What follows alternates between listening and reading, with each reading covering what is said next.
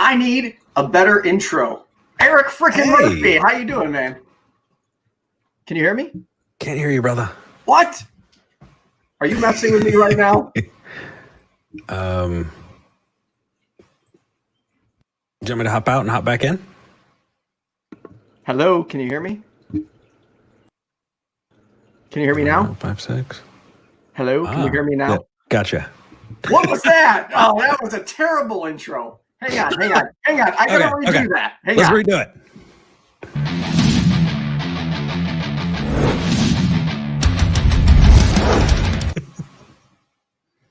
Okay, can you hear me?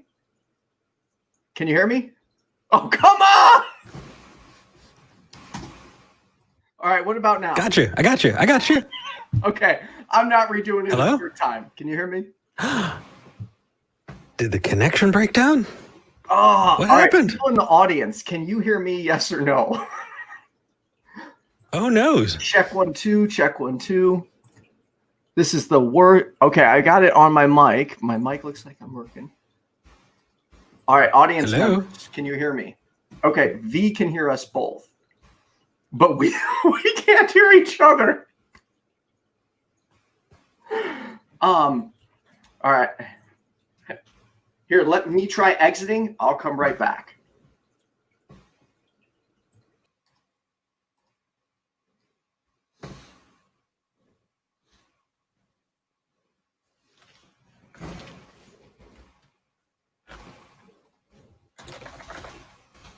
Okay, what about now?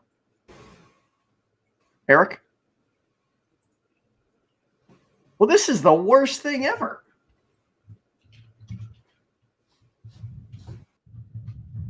All right, I think he is rejoining. Bear with us for a minute. Of all times for this to happen, it happens on my interview with Eric Murphy. So hopefully he'll be back in a moment. I hope everyone's doing good. We are going to talk about building a community. So let me know what questions you have. I should probably have a script ready or something because I don't know what to say except here's Eric Murphy. Yes, I can hear you. Oh, there we go. What was that? I have no idea, man. Of all times. Oh. You know what, though? That's absolutely okay. I think that happens every 3 streams for me. So it's ridiculous. Live is wild, man. It is. Anything can happen. That was Absolutely. a first for me. Yeah. So, yeah. I knock on wood. I have not had it. The closest to a technical difficulty I had was before I was interviewing Jenna Belk. My internet went out like 15 minutes beforehand, and I'm like, oh no. And it literally came back on like minutes, and I was like, this can't go out again. This cannot go out again. Yes, I was horrified. That totally reminds me, man. When we were just prepping to start Talk Heathen before it even went out, I was trying to make connections and get people kind of lined up and all of that and get help and advice. And so I reached out to Andrew Torres. Do you know Andrew Torres or heard of Andrew Torres? Mm-hmm. No. He was on Talk Heathen about 2 months ago, a month or 2 ago. Oh, okay. Awesome guy, really awesome guy. He is on an awesome podcast with a bunch of incredible people. And I had to schedule a meeting with him 2 weeks in advance. And finally, when the day came, mind you, I was living in the middle of nowhere. The only internet I got was a cell tower because there was no anything. Right. The cell tower went dead.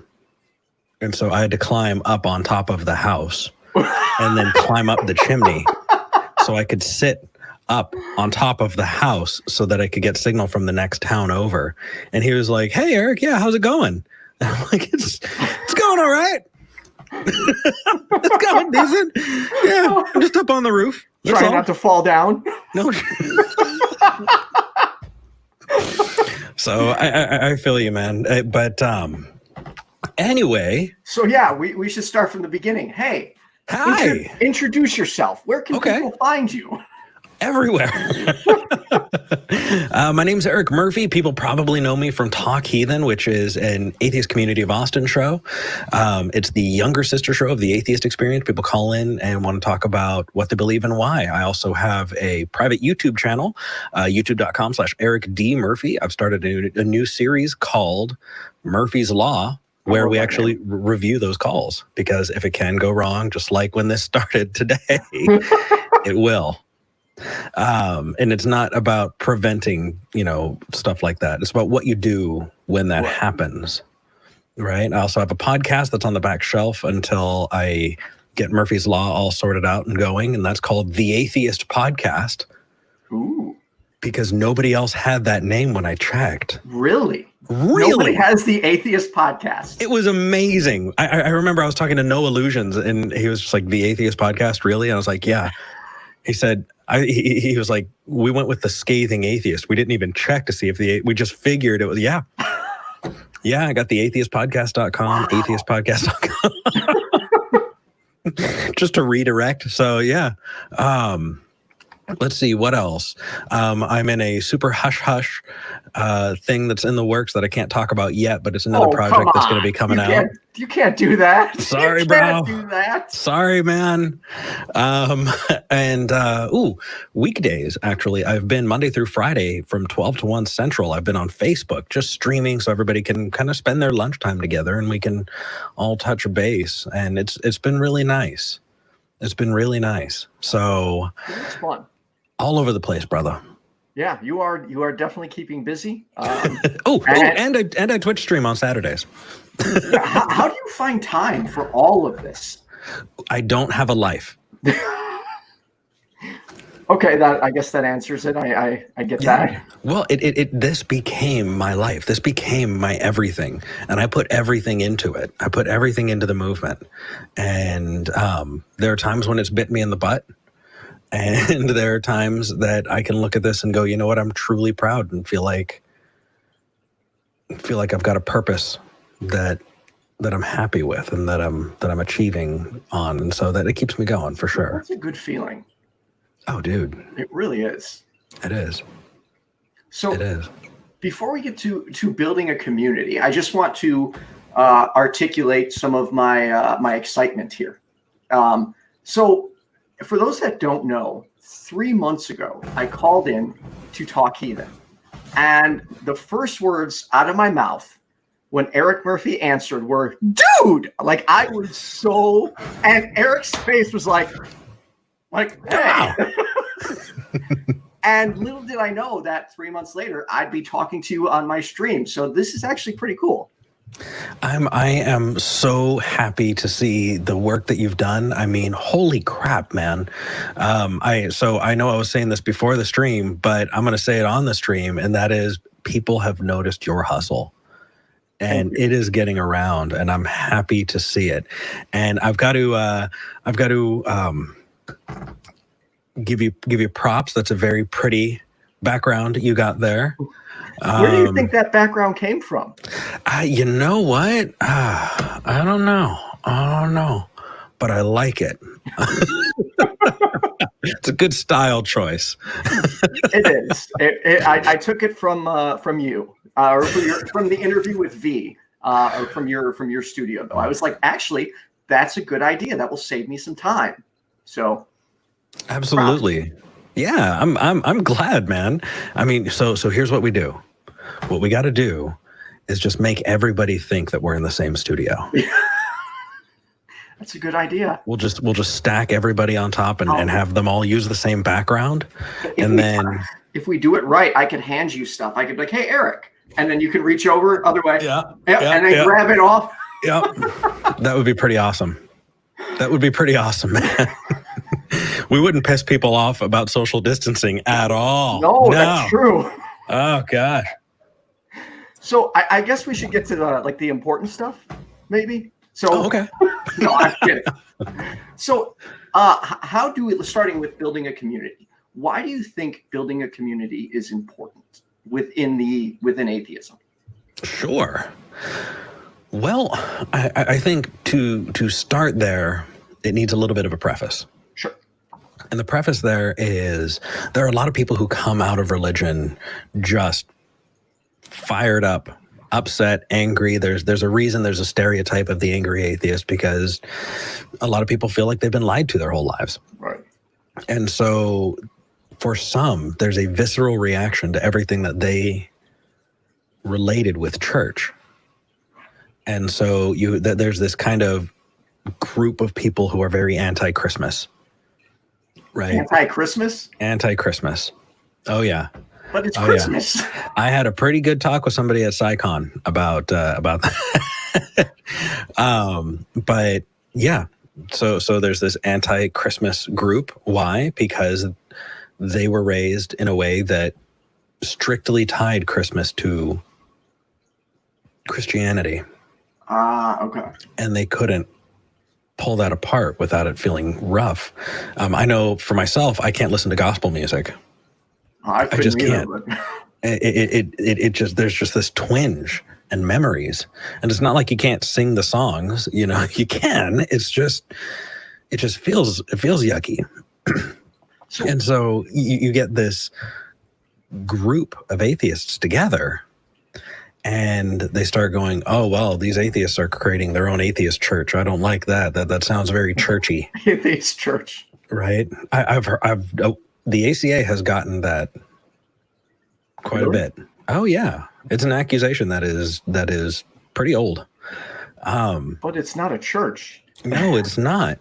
But if your understanding of community involves a church, even when you leave the church, you may not realize it, but you could be carrying that with you. On top of that, when you have a community, there are a lot of pitfalls, because you could fall into groupthink. You could fall into, these different popularity contests, and you can fall into these different, if you don't align yourself this way or that way. And it happens in everything. Just because you're an atheist doesn't mean that you vote the same way as every other atheist.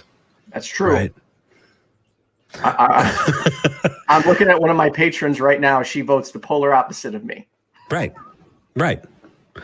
And because of that, I think that there's also this kind of this reaction. Oh, well, if these atheist groups are getting together, then they just don't have just that one thing in common. Because what a simple answer to a simple question. And it's true. So what should we rally behind? How about secular humanism? I'm down. Right. How about skepticism? Yes. Well, and the problem, I feel like skeptic has gotten a bad label, because everybody constantly thinks it means you don't want to believe, or, you're just being too, they equate it to, pessimistic. And it's like, it's not the same thing. Mm-mm. So maybe we need like skeptic awareness day too. Well, and I like that you're wanting to use those words, though, because there have been, other type community movements that have wanted to move away from atheism just for those reasons. And so you get the Bright movement. Have you heard about the Bright movement? No, what's that? Google that if you want to lose an afternoon. We're not going to call ourselves bright. We're not going to call ourselves atheists. We're going to call ourselves brights. Why? Well, because we're skeptic, atheist, humanist, and we're going to label that under. And that's not pretentious at all. No. Oh, no. That sounds even worse than atheist. Like, it's so pretentious. Right. Yeah. And then atheism plus. There's another one. You want to lose an afternoon. Yeah. Isn't that where they just try to tie a bunch of things to atheism? Mm-hmm. Okay. I don't know. I'm good with the term atheist. Like, I have no problem. Hey, yeah. I'm an atheist, like right in your face. Right. And if you want to know what else I believe, then you're going to have to ask about those specific things. But yes. Secular humanism, skepticism, those are things that I represent, that I belong to, that I care about. And when I got to the ACA, now, to be clear, right, that is a community that existed long before I got there, and it's going to exist long after I leave. When did it start? Wasn't it like in the late 90s? 1997. Okay, I should have guessed that. I thought I knew that date. I should have. Ugh. No worries. Actually, I think it was 2 or 3 years after Madeleine Murray O'Hair died, because Madeleine actually was based with American Atheists here in Austin. And so after she died, American Atheist moved out to New Jersey. 3 years later, the ACA springs up. Ooh. Yeah. So there's a good amount of crossover there. I think as far as organizations are concerned, those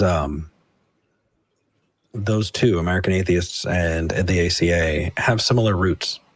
Okay. You know, but the ACA has always been, and I couldn't imagine it ever being any different, always will be, staunchly individualistic.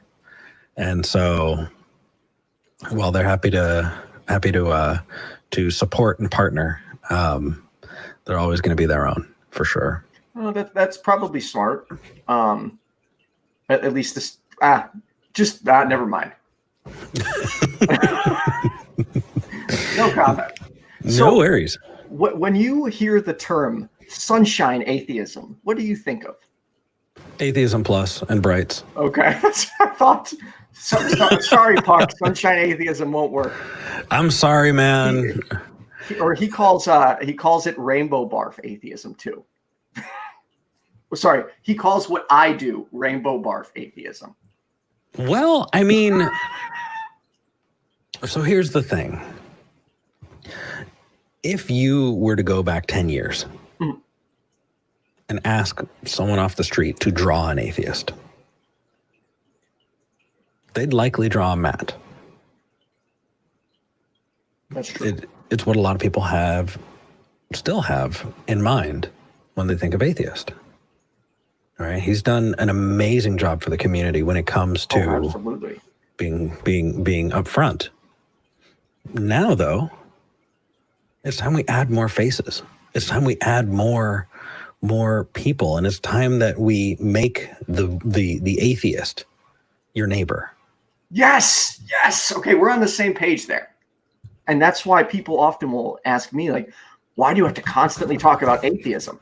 Because I want to get it to a point where it doesn't even need to be a word, where it's no longer people are like triggered by it. They no longer like. I've had graphic artists refuse to work with me because I'm an atheist. Like, oh, I can't support it. Like, come on, really? Oh yeah. And don't get me wrong. I'm right there with you. I want to make myself, I want to make me, I want to make you, and I want to make all the rest of us atheist content creators absolutely irrelevant. Because atheism starts sounding a whole lot like non-stamp collecting and a whole lot like a Bigfootism when you take the teeth out from, you know, these organizations that are pushing to just encroach on the wall between religion and government. And we need to keep that. We need to hold that. And it's not for us only, it's for everyone. And so that goal of maintaining that distance between religion and government, that's important. It really is. And I think people often forget just how important it is. I'd actually like to give an example from personal experience. My brother is also, so my brother's an atheist, but we both became atheists separately when, like, during a period where we were both busy and not even speaking. So it's kind of cool, but he has full custody, but in court, they actually challenged his lack of belief in God and tried to leverage that for him not to get sole custody. Like, can you just think about that? Are you okay? Oh, yeah. I'm just choking on water. It's fine. You're about I'm just Eric Murphy's dying on my show. Yep. Anyway, I'm listening though. No. Take a breather. Take a sip of water. We got time. You're good. There are a number of people who've reached out over the last couple of years who I've heard from and heard their stories, and it's the same. It's the same. You know, that isn't a more common tactic than you would think. And it's sad. It really is that would be used against someone. It is. So before I keep getting off track, back to building a community. Where do we start? Here. Well, that's easy. Okay. All right. Where do we move on from here? Like, how, for example, one of my friend's concerns is that, okay, we can bring people in, but how do we keep them here? How do we offer them the support they need? Because, for example, I've never had that struggle where I was terrified of losing God. Like, I don't have that fear of hell. I'm very, very fortunate. So how do we provide that support that people need? Well, you don't need to. So there are a couple of things that we need to break down, right? First off, you don't need to be everything for everyone. Okay. Your unique voice is so important because the people that you can reach, the community that you build under you, and you will, you probably already see it now, seeds of this building community around you, right? As it grows, you get to define the culture of that community. And in there, people will be there for each other. And that's fantastic. You don't need to be everything for everyone. It's just like this weird idea that there's not enough room at the top for everyone, right? There's enough room at the top for way more people than exist as content creators right now. Why? Because I could put out 8 hours of video a day and still have 16 hours left in the day that people are going to, we need those people. We need people. And so stand up, do what you're doing. You're creating content. You're putting yourself out there. You're hustling. I don't know if I can cuss, so I do your thing, man. You're fucking hustling. Right? That's excellent. That's excellent. There's enough room at the top for all of us. I agree. Absolutely. So we'll get there together. The next thing, listen. Most people who I've talked to, that first step for them was just having someone listen. Even when I was a call screener for the Atheist experience, people would call in. I would call it popping the cork. Because you'd have somebody call in who's 50, 60, 70 years old, who's an atheist and who's never been able to talk about it and had no one to talk to their entire life. Right? It happened way more often than you would think. And so they would call in, but maybe the topic was just absolutely boring, or whatever the case was. I put in the show notes, or I put in the notes, don't take this call. And I would just sit afterward. I'd say, can you hold for a bit? And after the calls are screened, I'd just sit and just listen. Just listen to them for 45 minutes, because as soon as they start talking, they want you to know their entire life story. They want to tell you about their journey because it's so dang important to them, and they haven't been able to tell anybody about it. You pop the cork on them and they're going to go for a while. That's true. How about providing that safe place so that they can do it? You don't need to be someone that you're not, but just listen. It's incredible. It's incredible how just creating that tiny spot for people is enough for them to go, you know what? This is worth investing into. And that's how you start building those things naturally, is you stop investing in this project and that project, and you start investing in people. Took the words out of here, man, because I feel exactly the same. Like I would rather work with people than work against them, or I'd rather work with people than just work on myself. And I think too many times people will forget that if you lift others up, you're literally lifting yourself up with them.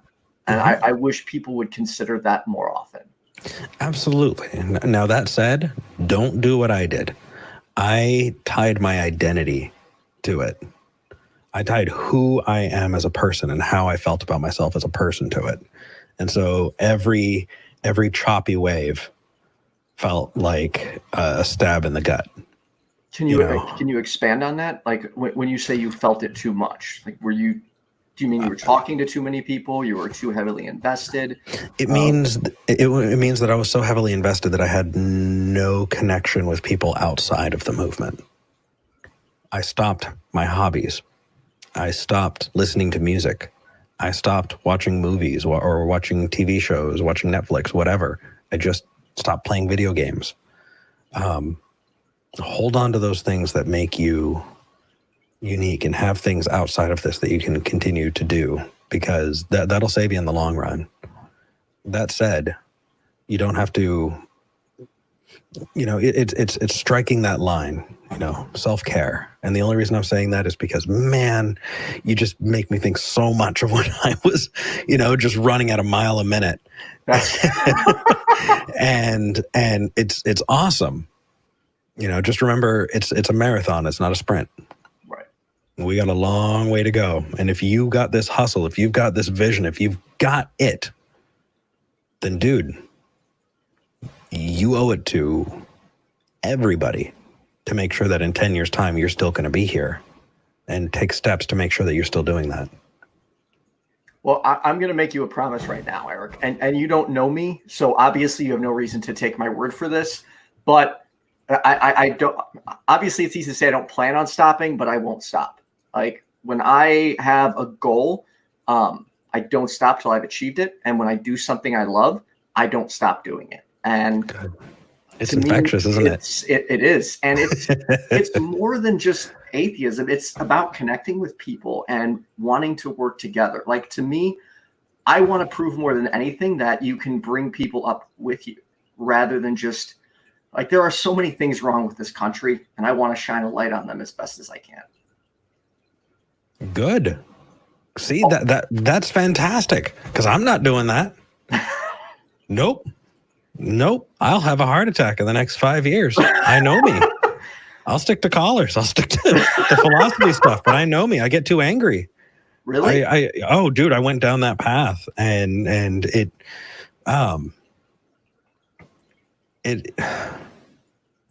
there's a sense of impotence, I think, that I got when I would look at the news and realize that there's so much going on that I couldn't change myself, that I could help, that I could support, that I could talk about, but that I couldn't tangibly change. And so I wound up getting involved in things and helping in things that I could at least see my impact on. But that's part of it. That's part of growing that community, is find somebody to make it their baby, because the work needs to get done. We have fucking work to do, Ethan. Yes. We have a lot of work to do. Roll up your sleeves. There's enough to go around. I'm happy to help in any way I can. I can tell. You're doing it. Find people who are willing to make something their baby. Oh, that's important. It's hard to find that. It's hard to find people that they are as passionate about what you're doing as what you are. Agreed. Why do you think I moved to Austin? Where were you before Austin? I was in Southern California. I was in a conservative community, actually in Southern California. It was a very agricultural community, Ventura County. It's if you go to Costco and you look at the lemons and oranges, odds are it's going to be from Lemonera Company, which is the city that I grew up in Santa Paula, California. Okay. It's not the wealthiest community, and anyway. So were you fairly conservative too? No. You're lucky. I was. Yeah. Dude, see, you've got your own coming out, aren't you? I was bad. I was an asshole. See, I grew up going back and forth between homes because my parents were divorced. Okay. And so one of those homes was very, very conservative Christian. And I mean, heavily, heavily Christian. The other, and so I had enough reprieves to be able to kind of ground myself a bit. You were fortunate. That's awesome that you had those two contrasting views to bounce between. I think so. And also, one of my best friends growing up, came out to their parents and was kicked out of the house. 14 years old, I think.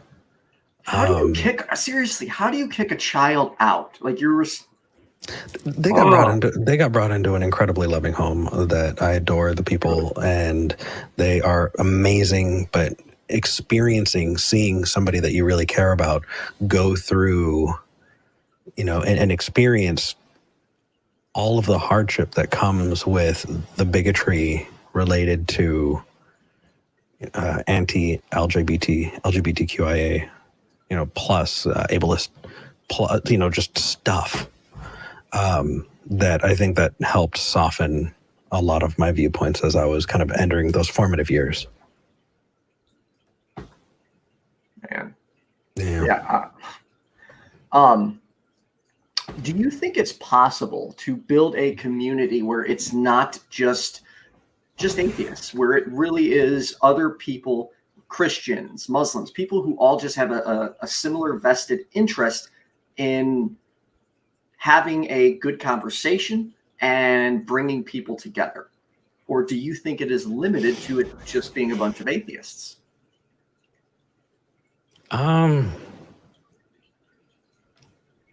Both. You can have your UU type groups that are kind of open to all of it. But honestly, I've seen enough damage from really bad thinking that I just can't. I can't sit by if somebody says, "Oh no, don't go to the doctor. I've got this, essential oil." Right. I've got this crystal. It has this memory that's tapped into, whatever. I went to my Reiki today. I don't want to vaccinate my child. Crap like that. And none of that is religious, by the way. That can be any of them. Now that said, there are communities that exist that are exactly like that. You find the thing that you love and you gather around it. That's why there are communities around gaming. That's why there are communities around actual stamp collecting, or, tracking Bigfoot or flat Earth. I mean, you have all of these communities of people who gather around these things that they really, really enjoy. And why am I here? Because I love philosophy. I love theology, and I love building community. And you stick all of that together, and that's where I'm at. But those things exist now. They're just focused on things that they have in common. Right. So how can we, and I don't mean we as in me personally, but what can we do to help ensure that people genuinely are getting the help they need when they come out of religion? Do we just direct them to better resources? Do we spend the time listening to them? Like, where do we start? So I am not an authority. Just want to make sure that I'm putting myself up. But you and I are only talking about our opinions on what we think is best. Cool. Then my opinion. That's it. You are not an expert by any means. Nope. Not even a little bit. Not even on the philosophy, theology stuff. Nope. That said, hell, I take calls on Talk Heathen. I've done it for several years. I'm not even an expert in that. Not even close. That said, I think that it varies wildly from person to person. And I think that to answer that question, for anybody who's watching, you got to do some introspection. You need to look inside and see what you're capable of, what you have the capacity to do, and what would fill you up. What can you make your baby? Because there are a good number of people who would make amazing agents on the Recovering from Religion Hotline Project. There are an incredible number of people who have skills that they don't even think are useful and are incredibly useful, right? If you are good at logistics, there are organizations that need logistics help.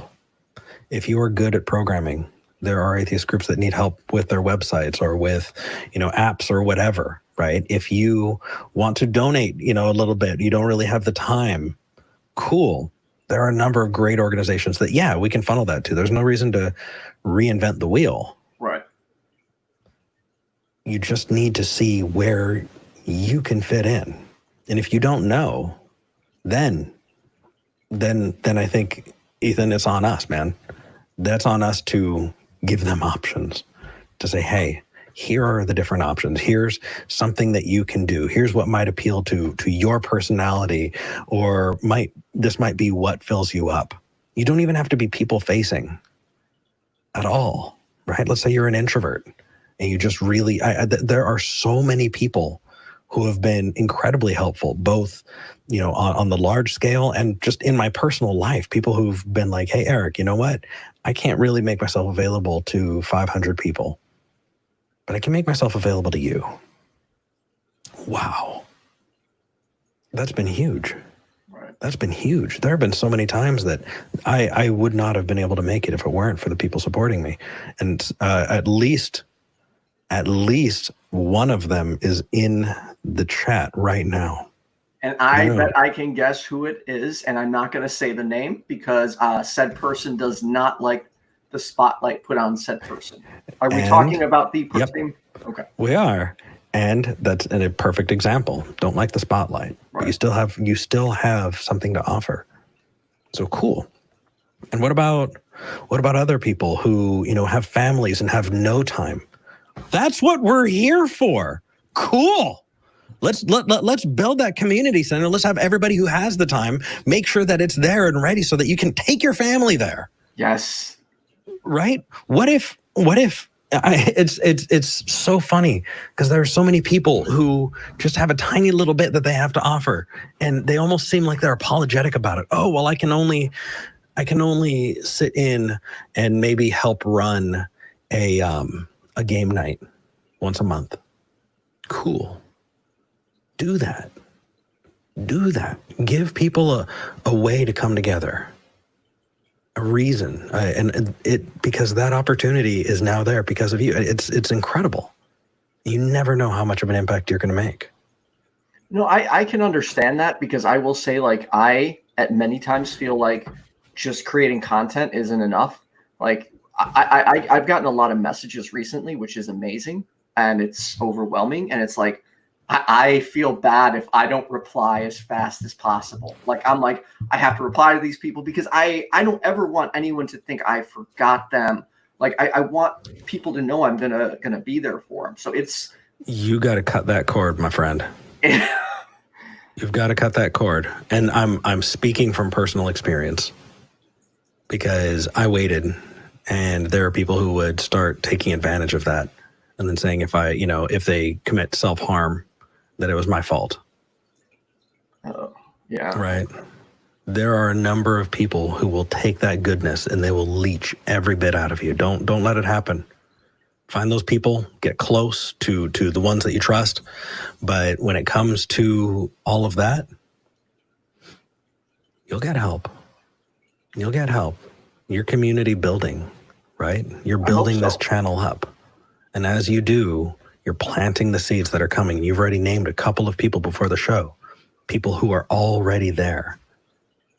Don't be afraid to lean on them because that's what they want to do. That's what they're capable of. I will say it's so surprising of how many people that have been willing to help and contribute. And it's just like, one thing I've said before is this show started because of a Christian, and that Christian is actually a big fan of yours. You are, really? Yeah. Aside from me, you're his favorite atheist, Larry the Christian. He's like, yay. I love listening to Eric. I love talking to him. I'm an ass. Why would that be interesting? He loves the way you talk and the way you break things down. But he was actually the reason this whole thing started because he was the first person willing to debate me when I was in my debate phase. So. Isn't that wonderful? It is. Like, that's awesome. Good. A Christian helping an atheist. It's like, see, that's a bridge right there. It is. I mean, so one person who's a great example is Dean Meadows. Yeah. Yes, dude. Dean Meadows is a great guy. And and one thing I've noticed is, like, everyone in the atheist community I've met speaks very highly of him. They're like, they constantly talk about, even though, he's wrong, he's just such a nice guy. And he is. So he's in it, I think, for the same reason a lot of us are in it. And that is because we love this subject. We love philosophy. We love theology. We love debate. Yes, it's fun. I'm never going to stop telling the story of the time that he came to Austin, slept on my couch, and instead of sleeping, we stayed up all night long talking about the Kalam cosmological argument on totally different sides of it. Yeah, on totally different sides of it. But regardless, I went to my fridge. I still had a couple of Aaron Ra's beers, and so I gave him a beer. It said, what was it? Even More Jesus. And so he drank some Even More Jesus, and we talked Kalam, and I mean that guy we walked away, and I was just like, that guy, right? We can build that up, and that's another thing. That's another thing. People think, oh, well, if I'm going to make it, I need to take on all of these really crude, cruel people, the Darth Dawkinses out there. You don't. You don't have to. Was that directed at me because I said I wanted to talk to Darth Dawkins? Nope. Sorry. Okay. I didn't know. You don't have to. That's the thing. And the more your platform grows, the more you will grow the people you're engaging with. Right? Which is why you got to be selective. And it sucks. Dean's a good one. I'm talking to a guy. Yeah, I'm talking to a guy. His name's Ronald Rouser. And so far, he's been pretty nice. Pretty nice. And I had a long talk with him, just messaging back and forth, telling him what my goal is just for my personal show. And that is, look, I don't want us to take turns talking at each other. I would rather show that we can, and show that we can, and that we can disagree, but we can not have to respect each other's ideas, but exemplify the respect we can have in another person. Right. Gosh, that's important. Well, I think people often, they too often feel like they're being attacked when you attack their ideas. And oh, yeah. It's so hard to explain to someone that you're not attacking them. You just don't agree with what they're saying. Agreed. Agreed.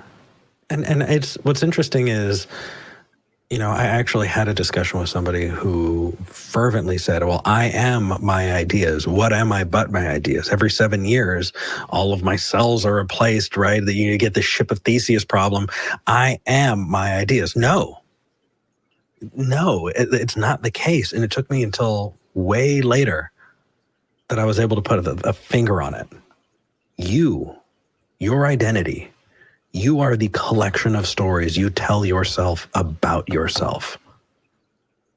And while that may seem similar, it's not the same.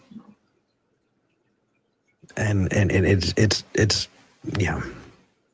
I'm sorry. I can go on just a rant about that forever if you let me. Please, you can rant away.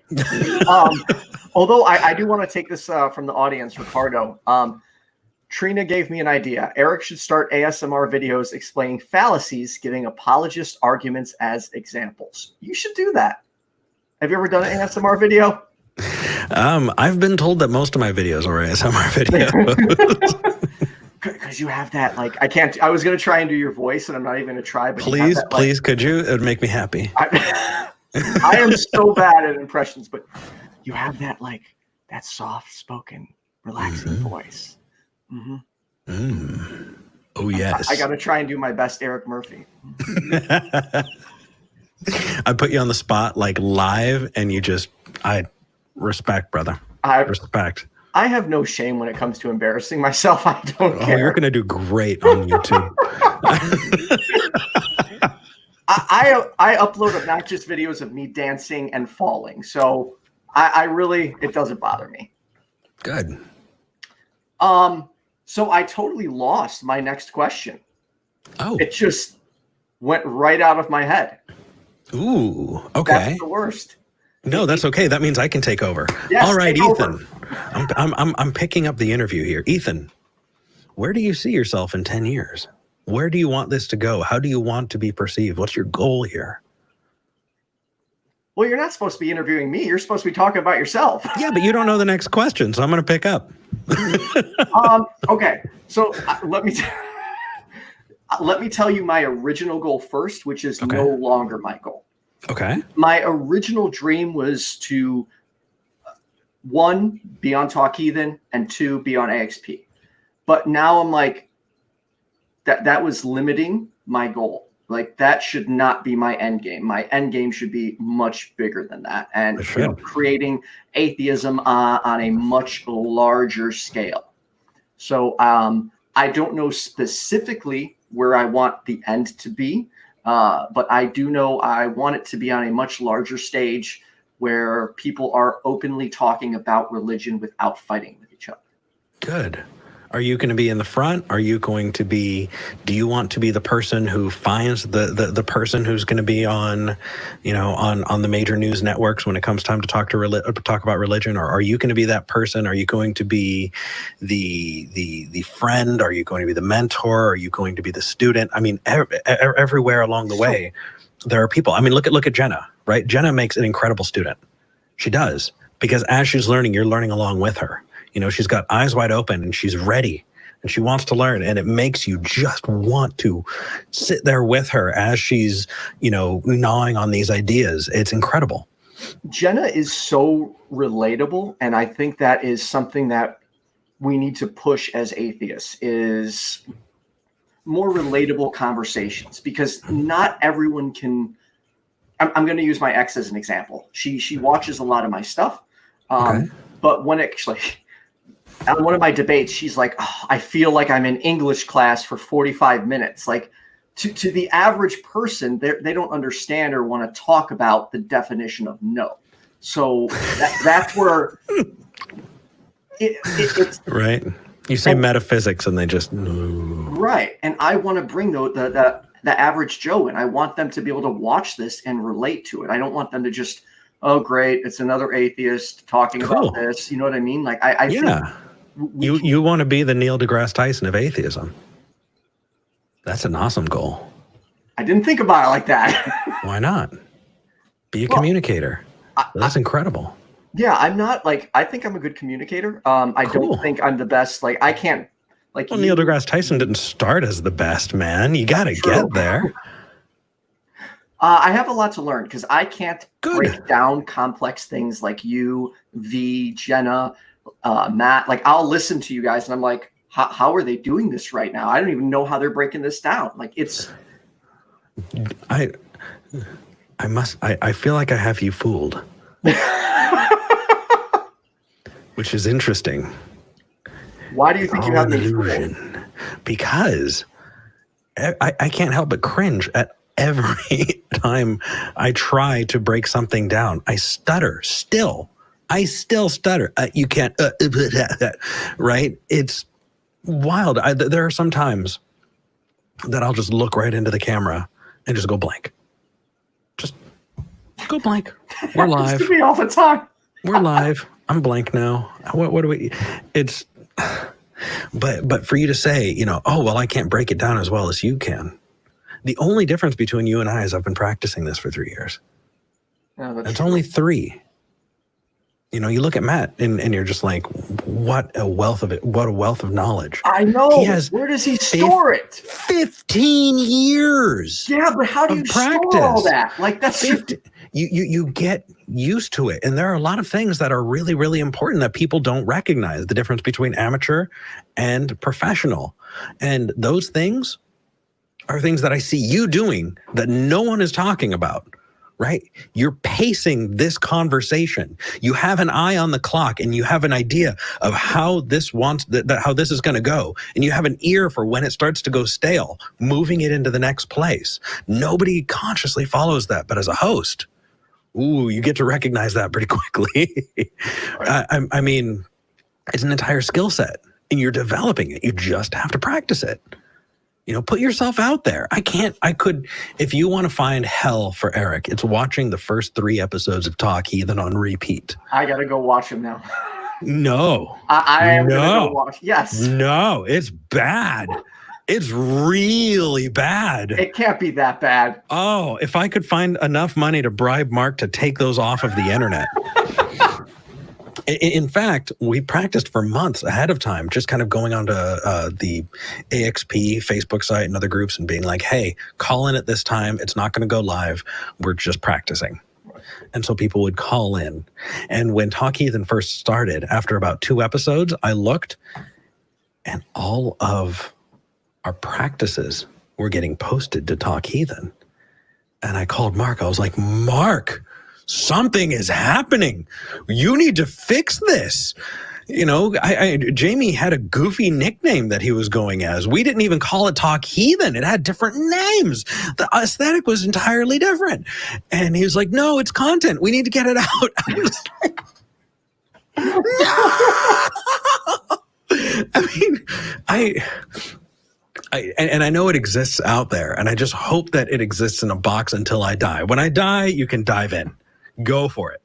But not until I am no longer on this planet to witness the cringe of it. And how lucky was I that I was in a position where I could experience that cringe without it being on the internet. You don't have that opportunity, Ethan. You're putting yourself out there, though, anyway. And you're doing it. That's incredible. Well, thank you. Yeah. But although you did just give me an idea, and you might live to regret this idea, I'm gonna start a new show. And it's just going to be like a 3-episode show. And it's going to call it the Ethan's Law. And I'm going to review your first 3 episodes. Do it. And that's so anyone in the audience, if you want to review Eric's first 3 episodes, no, please no. Put your name in the comments and we'll do it please together. No. Oh, please. Oh, please. Don't do this to me. I don't want to. I need an adult. There's not enough air in the room all of a sudden. I don't feel good. So Sassy Heathen brings up an interesting point. Do you feel that way about your first official debate? Oh yeah.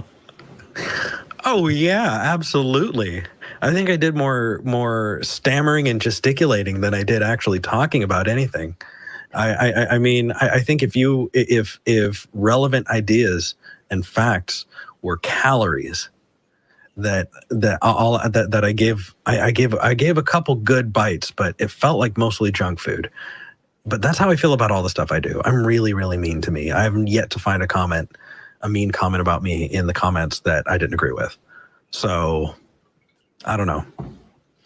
But what that did is that made me watch it over and over and over again because I like to torture myself. And so I watched it over and over and over again and went, nope, not doing that. Nope, not doing that. Gonna make sure I'm gonna do that. And just plugged in across the way. I did my best, you know, and I'm gonna do better next time. And it did. If you watch my David Wood debate, mm-hmm. and then you go and watch my appearance in Tennessee for the 2v2, it's night and day. It's night and day. I still think I did bad, but I did a hell of a lot better. But I had to get up on stage that first time. You had to do it. Right? And you just experience it. I definitely don't think I'll ever debate again. It's just, it's definitely not my cup of tea. As much as it's fun, or maybe I should say I won't debate a presuppositionalist again, because that was painful, Eric. It was really painful. Yeah. Oh yeah, I know. I've done this for a couple of years now, and I would need to be prepared. Like for Talk Heathen, you know, I've got my hand on the mute, and I'll use it. I'm not afraid.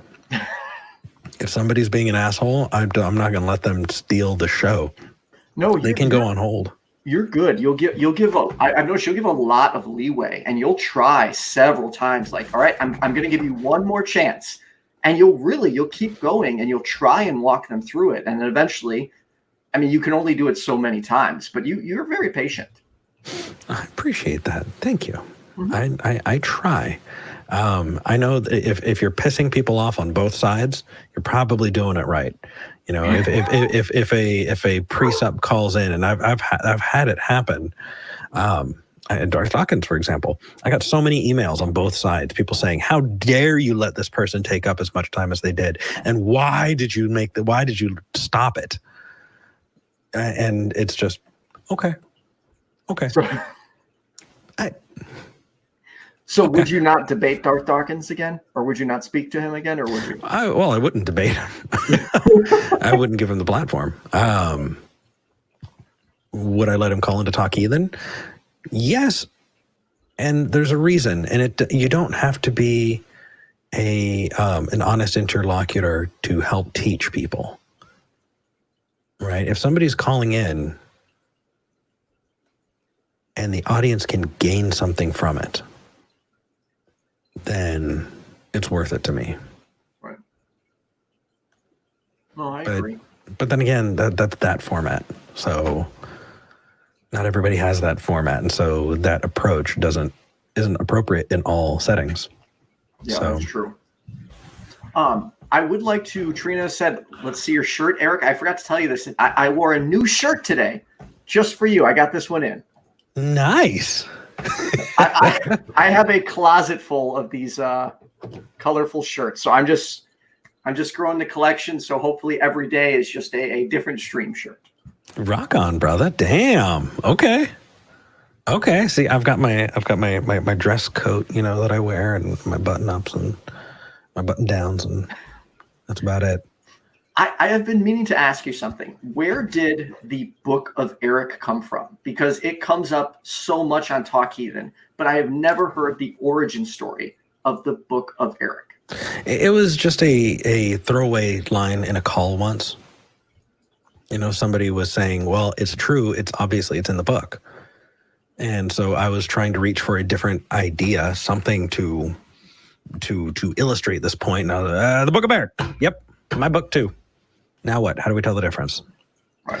And I have a dear friend. If you ever see them in the live chats, they go by TARDIS Chick. Actually sent to the ACA a little journal that said, the Book of Eric, true because I say so. And I was like, that is amazing. It's catchy. It is. I loved it. And so that became my go-to for a while. I use it a little less because I think I was leaning on it a little too heavily. But I'm going to keep it, and I'm going to keep using it because it works. And in fact, it's opened up other opportunities that I was not expecting. Ever since I was a kid, I always wanted to write a book. That is a life goal. And now people are saying, hey, Eric, when are you writing the Book of Eric? When are we going to get it? So now I have the opportunity. And what would the Book of Eric be? It'd be a book on counter-apologetics. Oh, okay. Yeah. I don't think it would be too far off from Murphy's Law, to be honest. Just a whole lot tighter, put together. And yeah. But then again, I've got a couple other book ideas, and just in time, right now I'm working on my channel, so everything's on the back burner. But in time, yeah, I'd like to write the Book of Eric. And I'd like to write, the second and the third editions, and be able to help give people better tools. I think I have a unique experience. So I will read that book under one condition, or I will listen to that book under one condition. You make an audio version specifically with you narrating it. Oh, of course. Okay, good. Absolutely. Then I will, in a heartbeat, buy that book.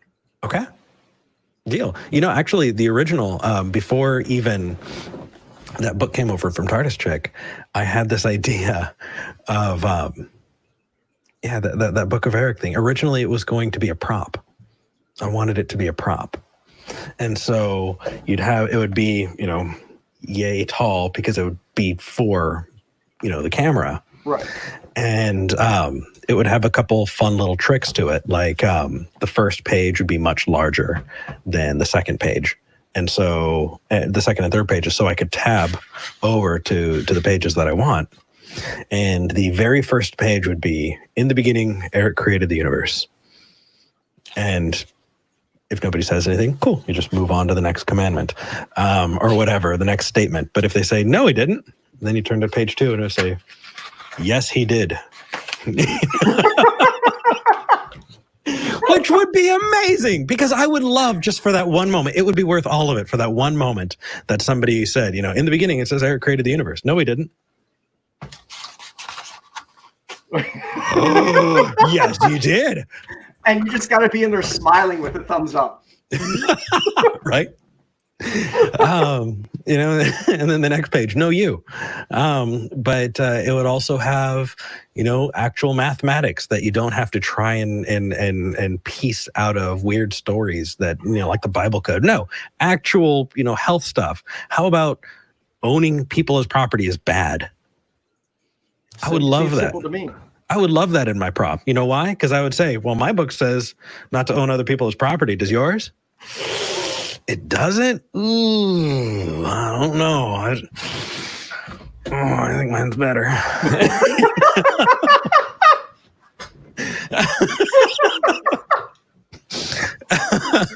I want that book to be made, Eric. I really do. It's going to cost a fair amount of money. That's why I didn't do it, because man, it would cost serious money, and I just do not have it. But someday that'd be fun. It'd be fun. Yeah. All right, real quick, if anyone has any questions for Eric, quickly drop them in the comments, because we're going to run out of time in just a moment. I do have one last question. Absolutely. What advice would you give to not a new, like, this isn't for me, not a new atheist content creator, but someone who's recently come out as atheist and is feeling lost? What advice would you give that person? I think the first thing I would say is you're not alone. Because in that moment, in that time when you're first coming out, it hits you like a ton of bricks, and you feel so alone so often. You are not alone. And then I would want them to have resources anywhere that they felt comfortable reaching out. You cool with Discord? You like Discord? Here are 5 Discords. Find the community that works for you. Right. You want to read books? You want to dive into it? Cool. Here are the books. Hey, you want to help? You want to volunteer? Awesome. Hey, what about just being pissed off for a little while? That's okay too. Here's a whole bunch of content that you can be pissed off with us at. That's fine. But there's no wrong way. Well, no, there are a couple wrong ways. You don't want to hurt people. But your feelings are valid. Other than that, though, we're so numerous and so different that I don't think a singular piece of advice would fit for everybody. Right. I would agree. Question. Oh, by the way, Larry the Christian is in the audience. So Eric, would you mind saying hi to Larry for me? Because like I said, he's a big fan of yours. Hi, Larry. Sounds like you really helped your buddy start up, and it's kicking butt. So thank you, Larry. All right. So question from Cynthia McDonald. She is a fellow atheist. She was the host on the first ever women's roundtable that we hosted. Nice. I have a question when you get there. How do you keep your composure when speaking to antagonistic people challenging your non-belief? I'm assuming that's for Talk Heathen, right? I would guess, yes, because that's actually, I met her because of Talk Heathen. So what I do is when Talk Heathen comes around, I got these bad boys. Hold on a second. I'm not going to hear you for a second. These are invisible, especially with my hair. And so they see, now that I'm actually doing this live on a stream, it's not gonna work with me. There we go. And I'm going to plug myself in so I can hear you while I finish.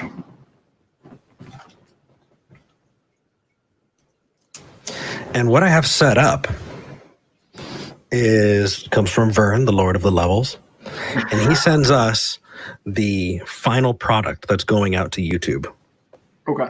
And so you're hearing it live, which means you're hearing your voice in your own ears the entire time. And you can do that? I'm doing it right now. That doesn't throw you off? So it did at first, but then you get used to it and you can't not. It's amazing. Because you have a clear idea of exactly what's going on. If you are accidentally using, and let me try and do this away from the mic so I don't blow people's ears out. But a lot of sibilants, see, that far away, it hurts. Okay. Right. And so you got to be careful with the way you form your S's. Or a lot of plosives, right? If I got up on the mic, it would make this boom sound. You don't notice otherwise. What if you're too far from the mic and you think everything's fine, but all of a sudden everything sounds like echoey, right? How long did it take you to get used to that? A long freaking time. Also, I'm looking into a camera and I have lights in my eyeballs, right? It's even worse at the ACA. At the ACA, there used to be a bank of lights and just bright white incandescent freaking bulbs. You're sweating by the end of it. And you got this giant dot you can't see, but you've got this voice in your ear and a live studio audience that you know is there. You can kind of make out through the haze that there are people sitting in the seats. And all of that's going on at once. And it helps you remember, oh yeah, I'm doing this for a reason. It's so unique. It's so different, right, that it takes you out of what your regular experience would be. And you start thinking, what would be the best for the audience? There are 2,000 people watching. There are 2,800 people watching. Okay, yeah, that's actually a really good point. What would be the best place to take this? And that helps inform it. And that's also what kind of got me through. That is, I have a whole lot less patience in real life. Really? But no, I'm pretty patient. Oh. but I mean, I would probably get angry a whole lot quicker if I wasn't in that situation that I am in Talk Heathen. So it's easier for me to kind of keep my calm. And real quick to address Trina's comment. No, I don't think I'll be able to develop Eric's voice, even if I get those.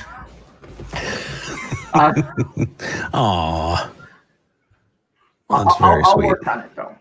Okay, cool. So, Eric, where can just remind everyone, where can they check you out? Feel free to plug your Patreon, plug anything you like. You know, there's a mod in here who has all of my links. Yes. Let me see if I can do it faster than they can, and because that would be amazing. That same mod actually put mine in too. Let me see if I can get them. There because we go. I have so many. I've got links to my personal YouTube channel. I've got a link to my Twitter, a link to my Twitch, a link to my Facebook. I'm on the Discord and all of that. Oh, there it is. See, they beat me to it. I got to get better at grabbing these links in advance and putting them in the description of the video. Bestname Ever, thank you. Bestname Ever is awesome. They are. So there you go. Look on the bottom of the screen. That's where you can check out Eric. YouTube.com/TalkHeathen, YouTube.com/Eric D. Murphy. You can find me on Patreon, Patreon.com/Eric Murphy. That would help because I'm making the jump to doing this full time. I'm making the jump to doing this professionally, and I am still falling. What do you mean you're still falling? So when you make that jump, you really hope that you're going to be able to get to the other side and be able to financially, manage. Okay. So that Patreon really does help. And I've got a whole bunch of really cool rewards on that Patreon.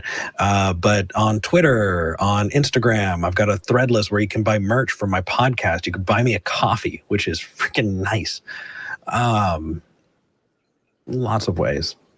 Look up, reach out, and we'll be there.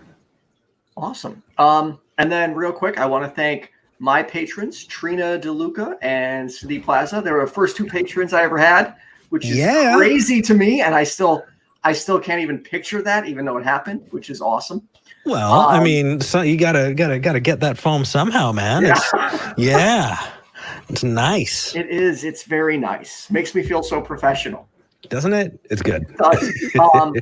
Also, shortly after this, I think in about 20 minutes, Sassy Heathen has an interview going on her channel, so check that out. At 10 p.m. Eastern time tonight, Puck will be on his Twitch channel. Make sure you check that out. I think I'm getting everything. Hopefully I didn't miss anything. Ooh. Eric. So there is some between time, and right now, y'all are missing secular sexuality. Shame on you. There we go. Secular sexuality. Before you do anything else, go to secular sexuality and tell them we sent you. Go say hi. It's a cool show. It is. It's another ACA show. Also, in the description, I have that cup of coffee thingy too that Eric just mentioned, and my Patreon. And maybe you can help me with this, Eric. I don't know how to close my show. I haven't come up with a good closer, and you have a good one. And obviously, I can't steal yours. Any recommendations? Oh, wow. That is one hell of a way to put me on the spot there. I would probably hold on a second.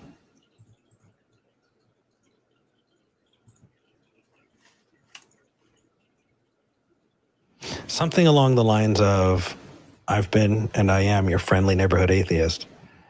And just remember, we are your neighbors. We are your community members. We are your friends. We're right next door. All right, I'm going to put you full Something screen. like that. Come say hi. Say that one more time. Hold on, let me piece it together in a way. Hold. Damn it. It's the Eric Murphy show now. Oh no. Oh no. Oh no, the brand confusion. Well, first let me give this. I'm Eric Murphy, and you're watching the Friendly Neighborhood Atheist. Your Friendly Neighborhood Atheist? Your Friendly Neighborhood Atheist. I'm Eric Murphy, and you're watching your Friendly Neighborhood Atheist. And just I like that. I'm sorry, I shouldn't have taken you off. Please continue. Oh no. I was going to pick up something along the lines of, this has been the Friendly Neighborhood Atheist. And just remember, we are your neighbors. We are your friends. And we can't wait to meet you. Ooh, that's a good one. Yes. There we go. All right. Thanks, everyone, for tuning in. Eric, thank you so much. Stand in line for just one moment. Remember to like and subscribe. Check out Secular Sexuality. Check out Sassy Heathen after this. Also, check out Puck tonight at 10 p.m. Eastern on his Twitch channel and all that good stuff. And I don't think I'm missing anything. Or maybe I am. Oh, sorry. June 2nd, Dean Meadows is going to be... Yes. Of course he will. Dean Meadows is going to be debating Cynthia McDonald. Did Jesus exist? So looking forward to that. Cynthia, good luck. And we'll see everyone June 2nd. Thank you.